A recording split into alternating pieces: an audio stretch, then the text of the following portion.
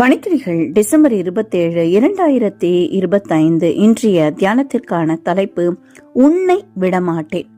தியான வசனம் பிரசங்கி 5:4. நீ தேவனுக்கு ஒரு பொருத்தனை பண்ணிக்கொண்டால் அதை செலுத்த தாமதியாதே. அவர் மூடரில் பிரியப்படுகிறது இல்லை.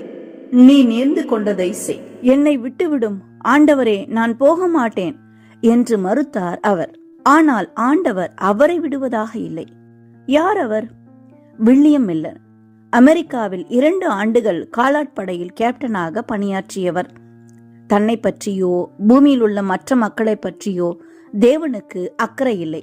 உலகத்தை படைத்த ஆண்டவர் அதன் பிறகு உலகத்தை குறித்து அக்கறை கொள்ளவே இல்லை என்ற எண்ணம் கொண்டிருந்தவர்.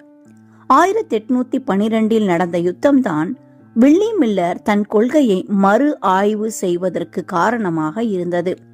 ஏனென்றால் அவரின் படைப்பிரிவில் பணியாற்றிய பல வீரர்கள் ஜெப வீரர்களாக விளங்கினர். அவர்கள் ஜெபித்த பிரகாரம் காரியங்கள் நடைபெற்றன. வில்லியம் மில்லரால் அதற்கு வேறு விளக்கம் கொடுக்க முடியவில்லை. அதில் தேவனுடைய பங்கிருந்ததை மில்லர் உணர்ந்தார். எனவே நானே வேதாகமத்தை படிக்கப் போகிறேன் என்று தீர்மானித்தார்.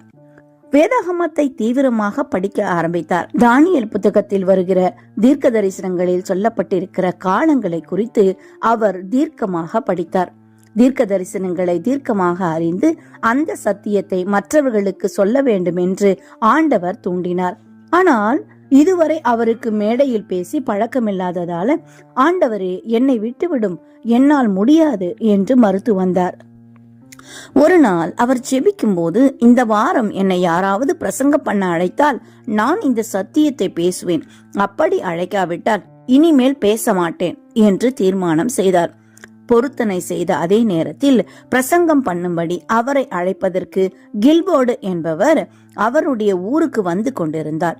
பிரசங்கம் பண்ணும்படி அழைப்பு வரும் என்று வில்லியம் மில்லர் எதிர்பார்க்கவே இல்லை. கலக்கத்தோடு தோட்டத்திற்குள் ஓடினார்.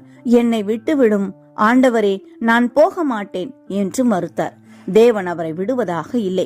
நீ சொன்ன வாக்குறுதியின்படி போய் பிரசங்கம் பண்ணு என்றார்.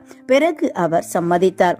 அதன் பிறகுதான் அவருக்கு மனதில் சமாதானம் உண்டாயிற்று. அடுத்த வாரம் அங்கே தான் கற்றுக்கொண்ட காரியத்தை பிரசங்கம் பண்ணினார். தான் அறிந்திருந்த காரியத்தை அவர் அங்கே பிரசங்கம் பண்ணிய போது அங்கே ஒரு பெரிய மாறுதல் ஏற்பட்டது. வில்லியம் மில்லர் மூலமாக அன்று அங்கே மலர்ந்தது புதிய சிந்தனை, புதிய சத்தியம். தேவனிடம் பொருத்தனை செய்தால் அதை நாம் நிறைவேற்ற வேண்டும். தேவனும் நம்மோடு பேசிக் கொண்டிருக்கிறாரா? நாம் என்ன பொருத்தனை செய்திருக்கிறோம் என்று நினைவு கூர்ந்து அதை அவருக்காக செய்வோம். தேவன் நம்மை ஆசிர்வதிப்பார். யாவருக்கும் ஓய்வு நாள் நல்வாழ்த்துக்கள். இந்த நாள் உங்களுக்கு இனிய நாளாய் இருக்கட்டும்.